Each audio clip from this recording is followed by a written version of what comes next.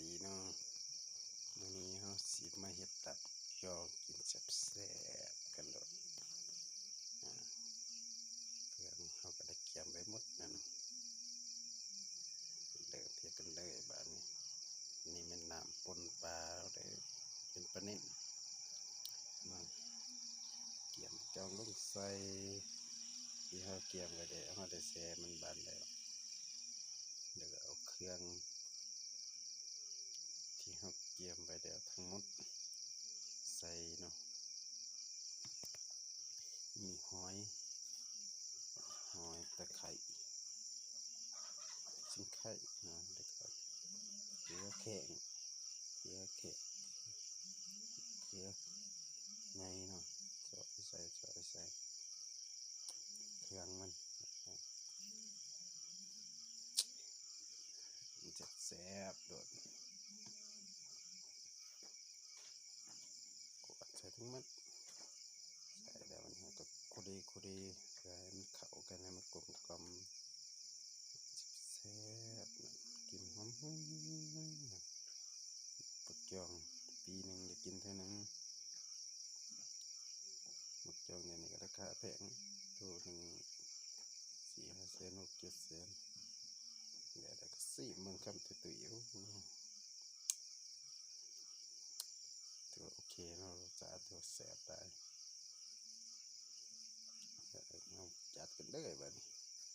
กินกันเลย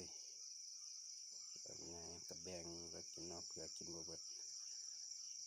พอได้ปลาไปกินไม่แต่จริงเด็ดมีปลาเกี่ยงกินเท่าเดียวมันจะแซ่บเอาปลาได้เทียมันจืดกินตักตัวหน่อยกินเนาะ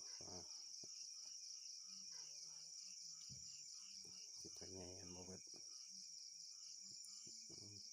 ไอ้รถคำตุยชับแซ่บเลย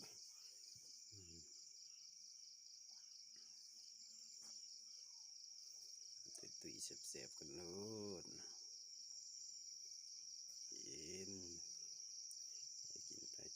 กินไปเนาะถือว่าแซ่บได้มาอยู่พงศดีนี่30 ปีแล้วบ่ได้กินหมกจองเพราะว่าอยู่ปีบ่มีหมกจองเพราะว่าปีนี้เชี่ยวฝากมาตอนมายามแต่บ้านอันนั้นเนาะก็ผูกกระไดของคนฝากมาเจอมาเจอหมกจองยังได้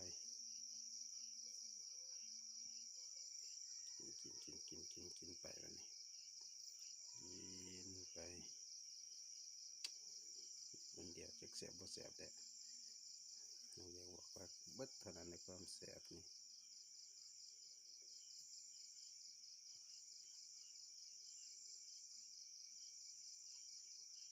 มันกินเนื้อนะ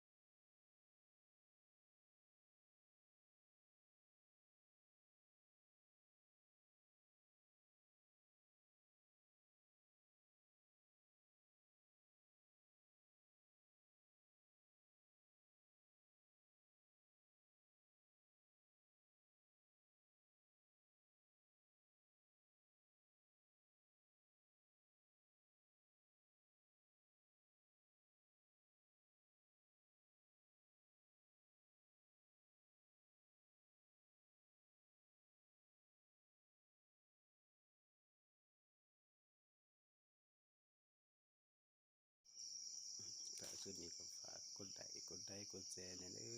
ทุกคนครับเป็นกำลังใจให้ช่องต่อไป